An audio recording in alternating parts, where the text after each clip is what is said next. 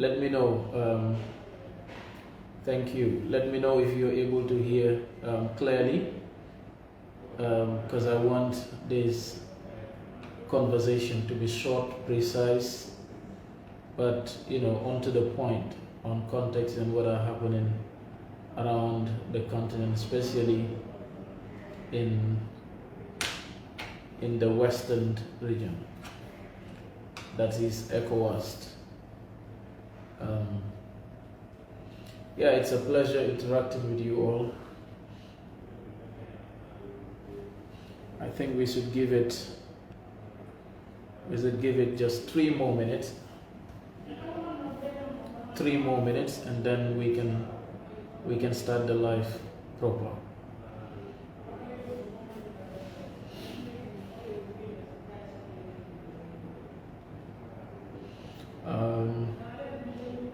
I'm doing this live from Dakar, Senegal, and I'll be here for tonight, and from here I will be heading to Malawi tomorrow. So as I said, it's gonna be a short and precise one. I'm hoping that we will be able to have a constructive discussion and engagement on what is currently happening within the region. So in about 2 or a minute, we will start the discussion proper. Yeah, so today we're talking about coup d'etats in Africa. Is it the new hope?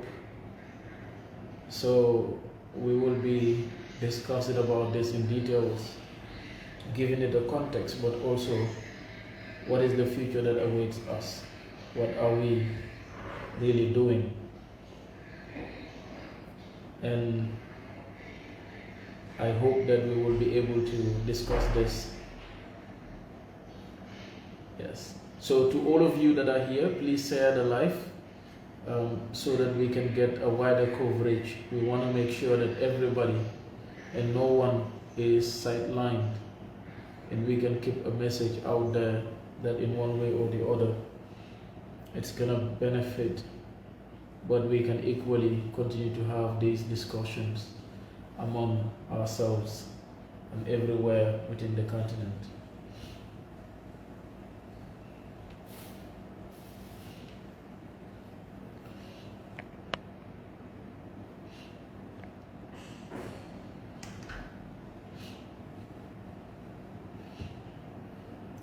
Yeah, so thank you so much for all of you that are here, and please share the live as much as you can, and so that we will be able to have this conversation, not leaving anyone behind. Yes. So thank you so much, and once again, this is Ousman Touray from the Gambia. For some of you who have interacted with you beyond what we are just doing here, and what I would like you to understand is the fact that we are brothers and sisters as Africans first, and we have a continent to build. All over the continent today, when we look at the current context, we see things that are happening not only in Africa, but equally in different other societies, things that are actually affecting Africans in general. So as a young person, I thought of having this conversation with some of you. On recent past, we've seen military coup d'etats across the West African region. And some of us have gone on the streets or on the internet to chant and to appreciate, to show solidarity and to show support to these military interventions. Some of us have equally gone on the streets, on media, to critique against these interventions. But often, we don't get to discuss the real context and issues that led to the rise of these military interventions and coup d'etats across the continent. First, we have to know that military coup d'etats is not something that is new. It's not something that just come from nowhere, from 2021, 2022, 2023. No. We, as Africans at independence, have realized that one of the easiest instrument and tool used by external forces to eliminate the very good leaders that championed Africa's independence were actually removed through military men, turning civilians, turning military men against the vision and pattern set by the leaders that delivered them not only independence, but wanted to take Africa to the promised land, a united Africa, an Africa that is free to produce evenly, but an Africa that is ready to own her own destiny. All of us will remember the military coup d'etat that took place in Togo in the 1963, leading to the death of Olympia. We will equally see subsequent coup d'etats that occurs after this. And we have equally seen the involvement of external forces that were at the time using not only the Gambia or other African countries individually, but have used citizens of Africans, have used mercenary groups to uproot the very leaders that uphold the fundamental values of Pan-Africanism and have put their life, their time and resources into engineering an Africa that delivers not only success stories, but an Africa that lives and has her position in international politics and international situations by having a voice that counts. Most African leaders that were visionary enough and emphasizes leadership, African leaders that wanted to deliver economic progress, African leaders that had sat down and said, we can do it as Africans, and Africa is able to hold the fundamental needs and cater for her own people. These individuals have been eliminated. Whether it was prominent leaders that emanate in Nigeria, whether it was prominent African leaders that emanates from Tanzania, whether it was prominent African leaders from Kenya or prominent African leaders from other African countries, and we can name them over and over. What we have come to realize is these very individuals with their entire vision and development agendas have been narrowed to nothing but assassinated or equally just be eliminated in one way or the other and exiled in some situation. This Africa have been there. But what we now see is the shift in that. That today, it is not the military men who were exploited and used by external forces to end visionary leadership in the continent, but young, prominent Africans who have joined military to serve their people for the interest of Africa and for the interest of the resources that we have from within. These individuals, in some situations, have learned to realize that the continued exploitation of African resources has to have an end. The continued marginalization of the African people have to have an end.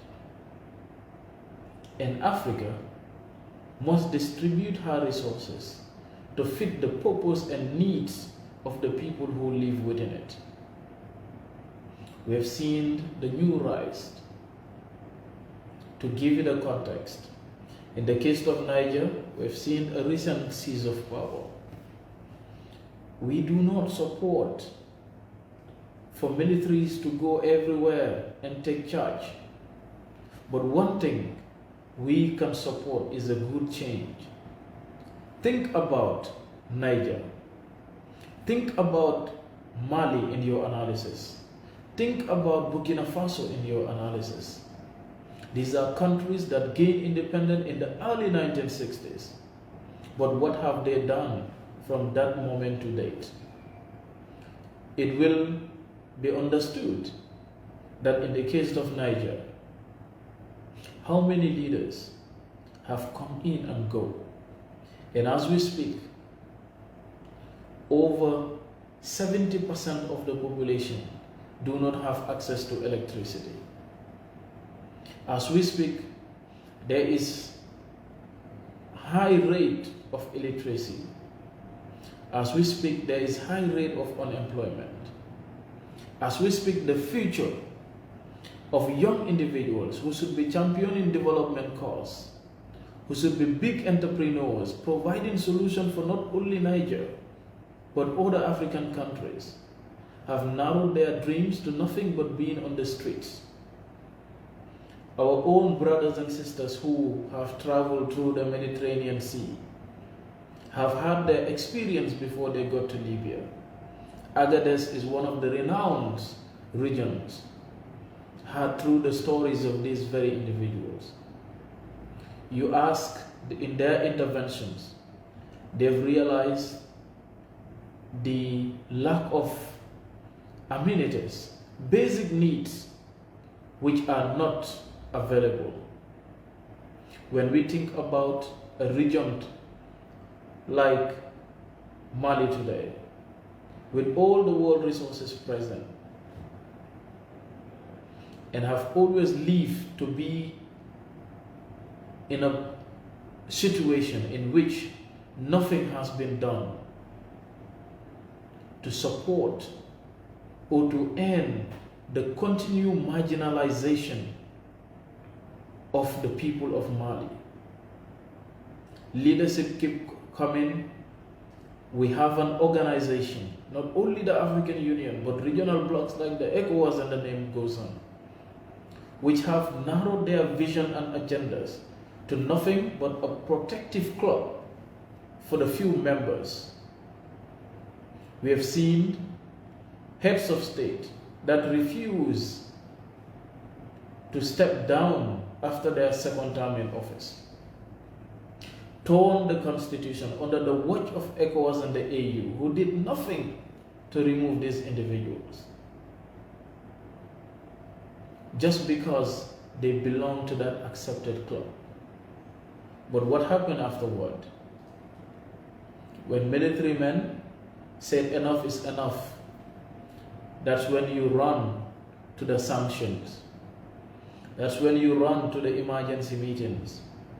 That's when you run, born in state resources, threatening young civilians, threatening youths whose future you have sold to outsiders. That's the Africa we live in. And that is the reality at the moment. What we are seeing is a new wave of African youths whom the leaders have refused to listen to. This call have been there. For the past 5-10 years, youths along the continent are asking burning questions about the future of the continent. Whether it is in the streets of the Gambia, how you hear the youths talking about their disagreement with the establishment. Whether it is youths in Mali, whether it is youths in Togo, whether it is youths in different African countries who are making their voices to be heard. They speak into the leadership. that we disagree. We are not in agreement with what you are doing. You have continuously looted our resources. In fact, the biggest entity today to make fortune is nothing but politics in Africa, when it should have been the opposite. When you opt to go into political office, you opt to deliver services. You campaign on promises. But what we see is the reverse. After a few years in those positions, we have seen leaders who sacrificed ambitious youths, whether it was the Lekki massacre in Nigeria under the NSAS protests, whether it is the continuous exploitations and deaths of Africans in the Amazonia region of the Cameroons, whether it is the continuous exploitation and the unending issues that are happening within all the African countries, there is a concern. There is a concern at the moment, and we have to rise. We have to speak truth. Yes, we need a constitutional change of power. But what do you do when people come in, grip into the political space, exploit the state resources, turn the democratic institutions into tissue papers that they can use and throw whenever they feel like? What do you do in that situation? So yes, they can gather and make the meetings over and over, but the voice is hard.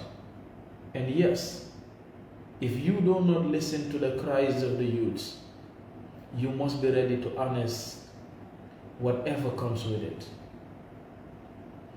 And that is what Africa is facing today. Think about a country like France with all the resources that is present in her country today.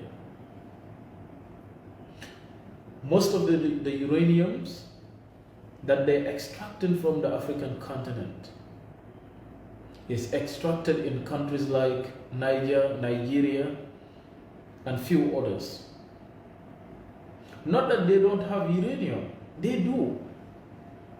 They reserve it for the future. They've exploited the very best of their own and have turned to the Africans to save them. And you know what happened with that? What happened is, in as early as 1975, by 1950, for the first time, France has begun extracting more resources than it have or than it produced locally. By 1975, they were doing more of uranium outside of France than they could do within France. Today, they have powered their nuclear powers, they've powered their nuclear programs, they've promised and delivered their people with good electricity, they've promised them that security-wise, you are safe forever. They've promised them many things, and they're delivering to their people. But we equally have leaders who promise us the same thing, yet allow to be used by that same France to establish, to promote whatever that is good for her people. How many African youths today do we see? Whether they're dying through the Mediterranean Sea, whether they're using other means in order to enter Europe, or whether they are using all kinds of ways just because they want to leave the territories of this continent because they have no hope. Think about business within the continent. Think about economic prospects. Think about the young African women that I have came across time without numbers on different flights, some of them with good skills, Some of them could be professional hairdressers. Some of them could be graduates from universities. Some of them have acquired engineering skills. But with all this, they've narrowed it down into what? Just becoming a caretaker in a home in Lebanon, a caretaker in the Gulf. They've narrowed down their futures. And these are the individuals that we, you and I, are waiting for. When we go to hospitals, we do not have enough doctors, we do not have enough lawyers, we do not have even enough security personnel. We don't have all this. But yet the people who are supposed to man these positions, we are narrowing their future. We are narrowing their careers. Into what? Just caretakers in Lebanon. Under our watch, this is happening. So yes, it is alarming. And I can tell you this, now and forever, with these factors constant, EU is never going to give us the solution. ECOWAS can do nothing to end the military interventions. They have happened, they will be here, they will live with us, and they will continue to happen in as much as leaders don't respond to the needs of the people. They are here to stay. That's the fact. We have all seen the young man, Ibrahim Touray, in the summit in Russia, as if he had a phone conversation with the ancestors before giving that submission. Indeed, those are the burning questions that young people everywhere are asking. And we must do something about it. It's either we deliberately find answers and provide alternative. Let us respond to the needs, to the desires of the people. They put us in power for a purpose, and that purpose must be met. Governments in Africa must stop to use state resources and institutions for their private gain. And this is what we are seeing across. If you continue to do things that way and still believe that you can be in power forever, that's the biggest joke. These young men have done nothing but liberated their own people. And yes, we are not saying all military men have come in and delivered solutions. Some of them have been worse than civilian regimes. But we just cannot afford to not have a change. That's the fact. There must be a change. People need to see changes happening. Governments everywhere around the world are thinking about their solution first. Solutions for their countries. Today the world, the global discourse on climate change, solutions, and the list goes on. In Africa, the biggest problem is bread and butter. People are not finding it possible to have something to eat. It's becoming difficult in every sector. Yes, you told us to integrate, but yet the unending protocols is killing business within Africa. You look at the continent's internal trade from within. Huge obstacles. How many Africans today can move containers from one African country to another? You don't build an economy that is extract-based, leaving a huge margin of your population. And that's why we have the problem. Most African governments, most countries within the continent have narrowed their development agendas and aspirations to nothing but believing that their relation with Europe, their relation with the US, with other areas outside of the continent, is one day going to deliver them development. It does not work like that.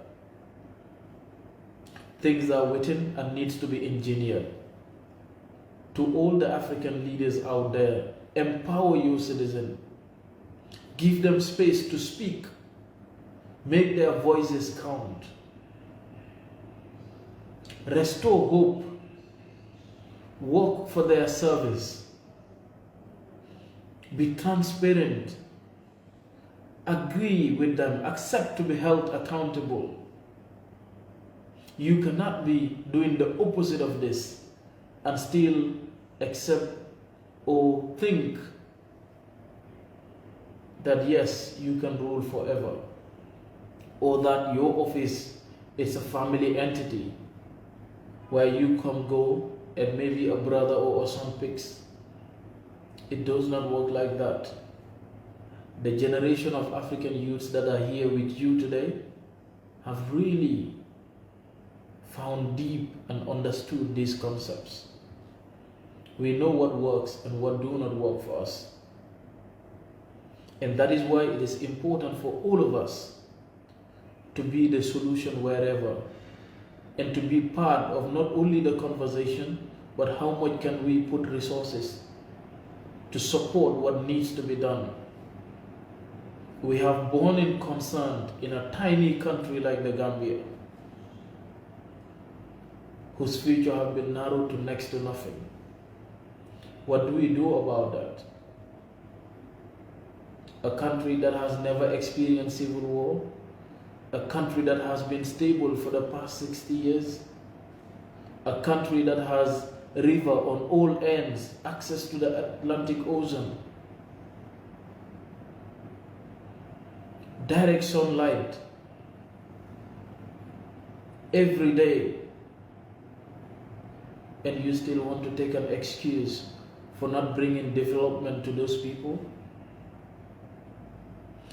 The same way, you travel to the length and breadth of other African countries. You see the promising young Africans who have tapped into the digital space, who are inventing, they're innovating, they're doing business with resilience. But what do we do to protect these individuals?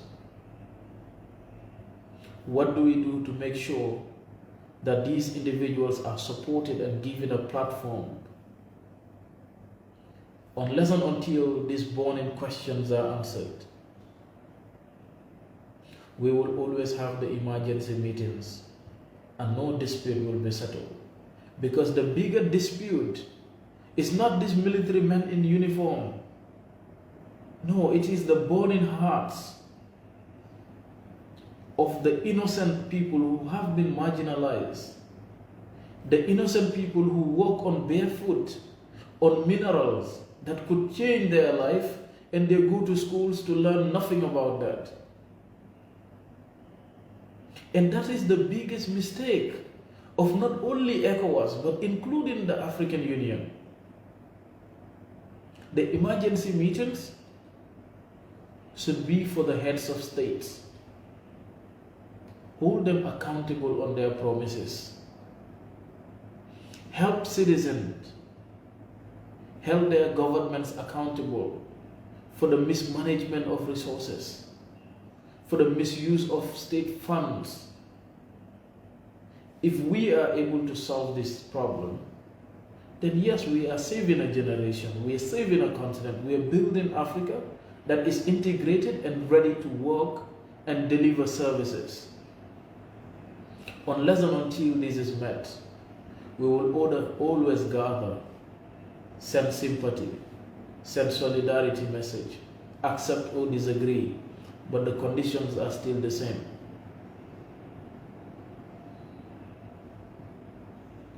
So yes, we have all watched what is going on, and it's always going to be there.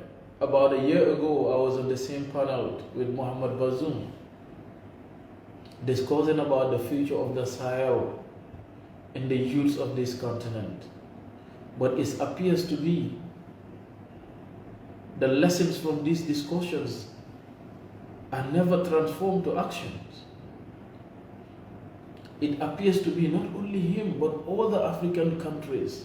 We have presidents who have campaigned and promised their citizenry with everything that they've lacked in the past, that yes, they will deliver in their tenure.